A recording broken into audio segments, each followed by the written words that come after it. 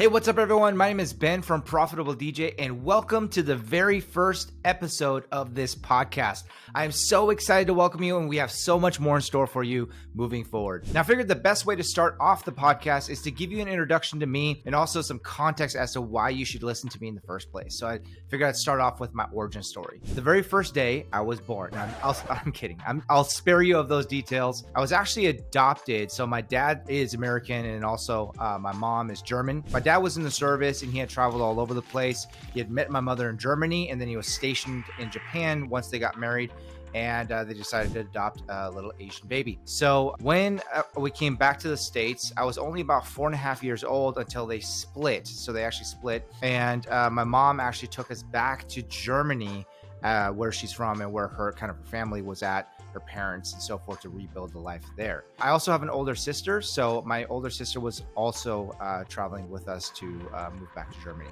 Now I lived there for about 7-8 years, and then I moved back to the States with my dad. You know, divorce can kind of financially hurt someone.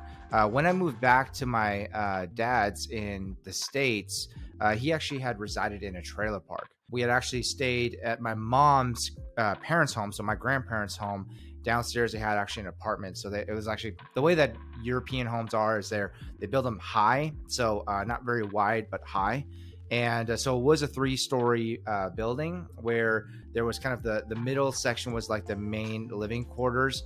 Upstairs is where my grandparents would have their bedroom and so forth. And then downstairs was a whole nother apartment that they used to rent out, but given the circumstances with their daughter, they gave access to that for us to live in. It was a nice life. I mean, it was definitely in a middle class neighborhood. People were very friendly and nice and so forth. And then when I moved over to the States, my dad lived in a trailer park. I would like to kind of highlight something here that, the stereotype of a trailer park is that everybody is just like miserable and there's people, there's just a stereotype around trailer parks. And me living in it, there's actually a lot of good folks that just had a financially hard time or may have not been financially educated to understand how to get themselves out of those circumstances. But there's a lot of educated folks that I met along the way inside that trailer park that I have a lot of respect for even to this day. So just wanted to highlight that. However, it was kind of a culture shock, going from like a middle class neighborhood with buildings that had actual hard walls to like a trailer park that had flimsy walls, right? The noise definitely travels through a lot quicker. In addition to that, when I had moved back, my dad actually only had a 2-bedroom trailer.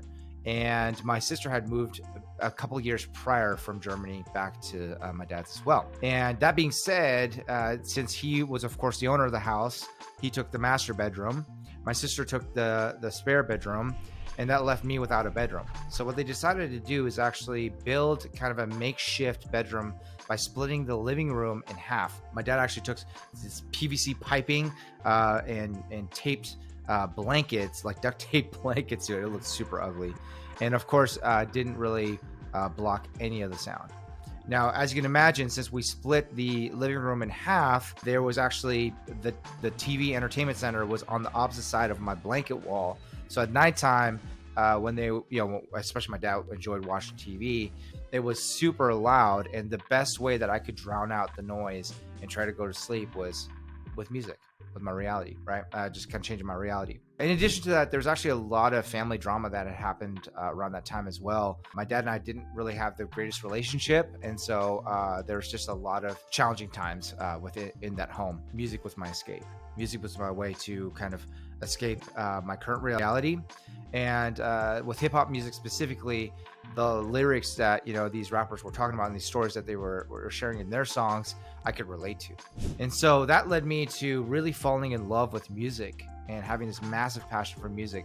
I remember that whenever my dad and my sister would go to school, of course, or maybe even go off to hang out with friends, and my dad would go run some errands. The second that they both left the home where I had the home to myself, I remember being so excited to be able to run to my stereo and just like crank up the music because I love just hearing feeling the bass in my chest as well. So really where I was introduced to DJing was on TV. So back then, there's music award shows. I mean, there still is music award shows, MTV and so forth, right? I remember seeing Mixmaster Mike rocking a party. Kid Rock of all things, he actually became a musician, but he actually started off as a DJ. Kid Capri, the Executioners were on TV. There were just so many other DJs that, Mixmaster Mike, Funkmaster Flex, right? All these DJs on TV really inspired me of like, man, this seems like a really cool profession. Now, I was really social. I was also really into girls, and I wasn't that musically talented. So I had a little bit of piano background. As I was younger, my mom signed me up for piano lessons, but I didn't really take it anywhere. And so I felt like, how could I pursue a profession or a career in music without actually having any sort of musical training or talent, really? And so seeing the DJs, I thought, man, how cool is it? I don't have to create the music. I can actually mix other people's music, and I get to be still a part of the scene of excitement. I can help influence the mood in the room, in addition to also being around social circles, right? Because again, as a young preteen boy, girls was a big topic in my life. And so I had pursued and tried to find like a local DJ that I could cling on to learn from, and went to a junior high school dance. So, back then they called it junior high school. Now it's considered middle school. But around 7th grade is when I went to my first dance where a DJ was rocking it locally. And it was just so cool to see, like, wow, like, I love big speakers, of course. I love large sound and, feeling the bass in my chest. And then on top of that, I really fell in love with the light shows as well. I mean, still to this day, whenever I go to a club or to an event, I always love to check out the light show. My wife makes fun of me for it a little bit. So anyways, going to that first middle school dance really inspired me because I saw just a circle of girls around the DJ, making song requests, flirting with him or whatever else. In addition to that, also getting to play all this awesome music and seeing just the dance floor going off, right? And having a great time. So that was really the inception of me wanting to pursue DJing as a career. So I didn't really know where to start. So I literally went to the one electronics store that was nearby to that trailer park where it was walking distance. And every day after school, I would walk there and spend hours there. Now, to give context, it was a Radio Shack. I understand these Radio Shacks are going out of business or are already fully out of business. I'm not really sure. Imagine just a general electronics store with TVs, basic home stereos, and so forth. Not really DJ stuff, but they did actually have a section where they had PA speakers and a couple of small DJ consoles. So it was actually a section that I could kind of like cling on to and check out mixing boards and turntables and that kind of stuff. Now, again, not really pro grade, but it was a great start. And I went there so frequently and hung out there so often for so long that literally the staff got to know me on a first name basis. That's how nerdy I was. In addition to that, I would also try to find the record stores, right? So back then there were CDs and vinyl, and I would go and hang out at the vinyl shops just to kind of dig through records and listen to it and understand how a turntable works and so forth. And in the meantime, I was trying to save up for the funds to be able to purchase and invest in my first setup because my parents were really skeptical. So to give you context, I did try to pick up the guitar at one point and it just didn't last very long. So they spent some money on it and it didn't last. So they were very skeptical about this DJing thing being another fad. And so they're like, nah, we're not going to invest in it, blah, blah, blah. And so I had to save up for it. And so it took me a while to save up, holiday gift money to birthday gift money, try to work as well. My friend actually owned their parents owned a restaurant. So I would work there part-time to try to save up some funds. And I was finally able to then get my first setup, which was a Radio Shack mixing board along with I didn't even have anything else. So I literally took a Discman, which now is considered, we don't even have those anymore, right? But it's a mobile CD player, right?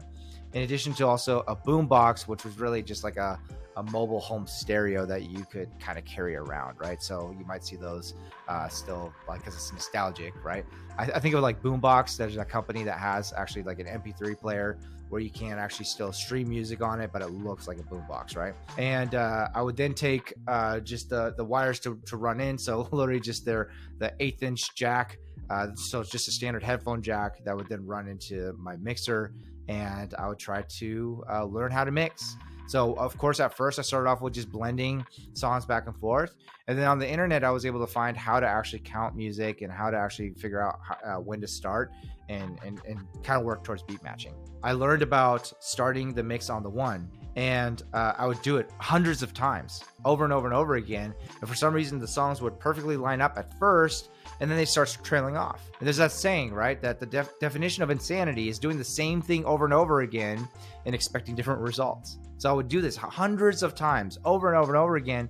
And every single time, even though I was starting at perfect, I mean, I couldn't start more perfectly on the one, right? But the mix would keep trailing off. And I got so frustrated that I took that Discman and I smashed it against the wall of my bedroom and walked away from DJing for 6 months because I was that like fed up with it. I was still really passionate about music, so I still frequent the record stores, check out the latest music that came out and so forth, because this was pre MP3 days, right? So like the way that you got your music was actually purchasing CDs or vinyl. And I actually ran or saw like at a local record shop, there's this DJ that every Friday afternoon would be spinning on actual Technique turntables, right, with a Vestax 06 Pro mixer.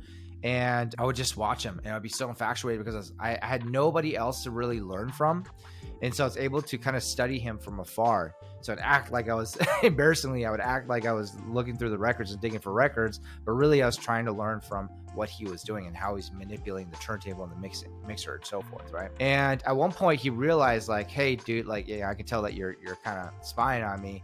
And he actually called me over and introduced himself, and was super kind and welcoming and kind of showed me the ropes. Like we actually sparked up a friendship, and I would show up there every Friday afternoon to help him out. He would even let me jump on the decks to kind of mix, and that would give him a break as well, right? Which was really awesome. Really, I would consider him my first mentor, and his name is Ty. He's actually a part of Profitable DJ now, which is great. We've been able to hold on to our relationship and our friendship for this many years. That really took it to the next level, because now I understood that, oh, it wasn't me that was the issue when it came to trying to mix. It was that I didn't have the right equipment, because the one important factor that was missing was the pitch bend, right? Because for you experienced DJs out there, you understand that you use a pitch bend, right, to slow down or speed up a song to match the other song, right, in BPM range or beats per minute range. Even though I was starting perfectly on the one, the songs that I was using were 2 different BPMs, right? And so, of course, every time it's inevitable that it's going to trail off. But with my lack of knowledge at that point in time, I didn't understand and I didn't know any better until I met Ty, where he was able to then give me context around, oh, hey man, like you just need to have this pitch bend right here. And that's how you actually adjust the songs to align them perfectly in the proper speed, right? I would then go out and set out to save up for my first setup, my first legit setup. I already had a mixing board. I just needed to get some turntables, right? And so, of course, humbly, I started off with just one turntable. That was it, because that's all I could afford. And so I'd have a Discman on one side, or actually not a Discman, it was the boombox, right? Because I already smashed my Discman. So I had a boombox on one side that didn't have a pitch bend, but I was now able to match the tempo with my turntable because I had a pitch bend. And that's where I started understanding and fully understanding how to beat match. And then one thing led to another. I was then able to save up enough funds to then get my second setup. By that time, I was already in high school, and I'd already got my first job, and I was working at a grocery store, and I was able to then quickly save up for my second turntable and started actually performing out at high school parties. And so at first I would just really volunteer just to get my name out there, but I really knew like this is what I wanted to do. Now, one thing that I would like to kind of provide context around is that there's this book that was handed to me right around 16 years old, which was Rich Dad Poor Dad by Robert Kiyosaki. And up until that point, I had struggled in school. So I was trying to, of course, make, just like any good son would, try to make my parents proud. And they wanted me to go to a good college. And so I had set out to want to go to UC Davis, which is in Sacramento. And I had gotten, decent grades, but it was a real struggle for me to even just get a B point average, right? I would have to stay after school and get tutored by the teacher. I would have to do extra credit work because, I would fail tests and so forth. Academically, I just struggled. And I always felt like the dumb kid in class because I saw my peers would have such an easier time to be able to ace their tests, to turn in their homework and so forth. Until I read Rich Dad Poor Dad, it gave me an understanding that I was normal in a different context, the context of being an entrepreneur, that most entrepreneurs actually struggled academically in history. right? We think of Richard Branson, Virgin Records, Galaxy as well. He didn't even pass middle school. Henry Ford, Ford Motor Company, didn't pass elementary school. Bill Gates, Steve Jobs, Michael Dell, and the list goes on and on. There's a bunch of folks that dropped out of college. By understanding that some of the most successful people in the world struggled in school also gave me a level of confidence that I didn't have before, that I was okay to be this way. Maybe my path was to become an entrepreneur and not necessarily become a doctor, lawyer, or whatever else. And so that's where it really solidified, this is what I wanted to do for the rest of my life. And so from that day forward, after I finished that book, and by the way, that was the first book I finished from cover to cover. A lot of times before, I would literally go on Cliff Notes, websites to understand, like, to quickly figure out how to do the book tests or whatever, the book reports for school. And then a lot of times in class, I would just pretend to read when I wasn't actually reading. And this was the first book because it captivated my attention so much that I finished it from cover to cover.